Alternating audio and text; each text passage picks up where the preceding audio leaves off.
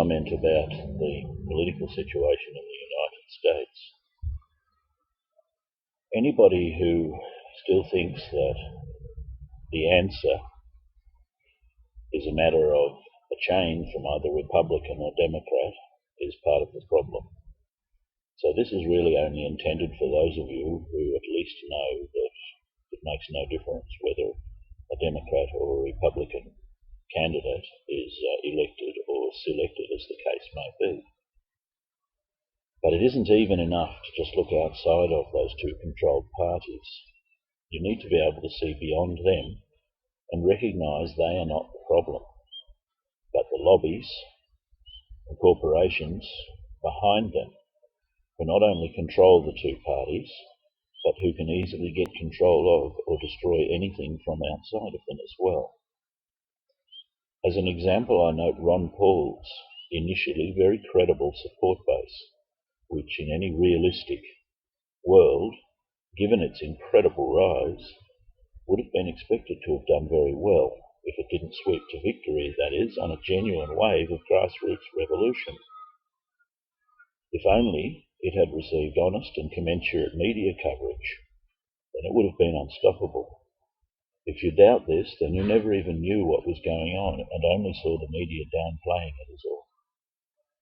Thus, even a genuine people's candidate can be marginalised out of the race.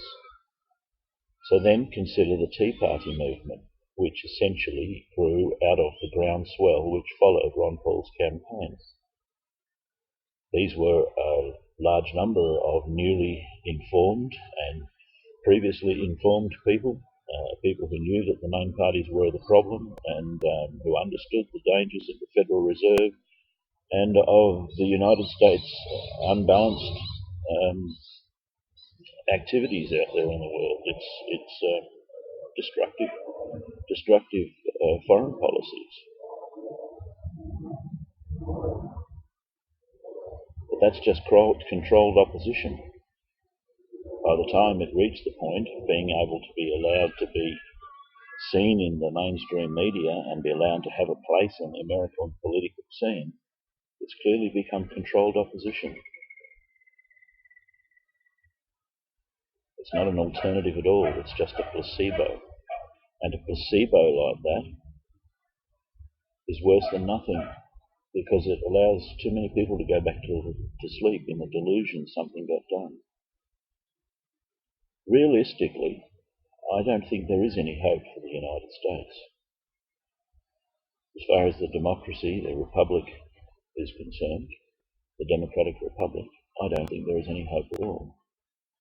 It is going to come to blows sooner rather than later if the government can do anything about it. I don't believe it's any mistake that the recently released birth certificate is such a blatant forgery.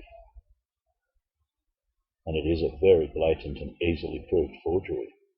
In fact, it's astonishingly bad, even for someone who didn't think the Niger Yellowcake documents were much chop and thinks 9/11 is full of so many holes that it's hard to believe such amateurs pulled it off. But I don't think it was any mistake.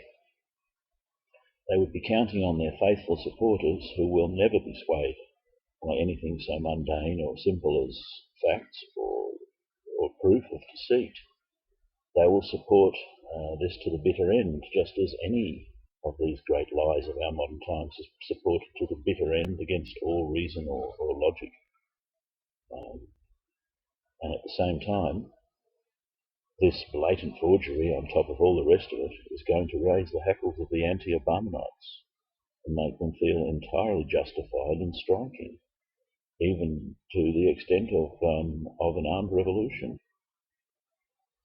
The best scenario for the government will be a civil war rather than a revolution, and I think they're working at creating it. I think the entire Obama phenomenon has been aimed at creating exactly such a situation. Of course, either a revolution or a civil war will justify a crackdown, a military crackdown on the American people. And I don't think that they put all of that security apparatus in place. I don't think they started up all the massive surveillance and privacy invasion of Americans. And nor do I think that those numerous concentration camps were built because they planned to be even more beloved of the American people in the near future.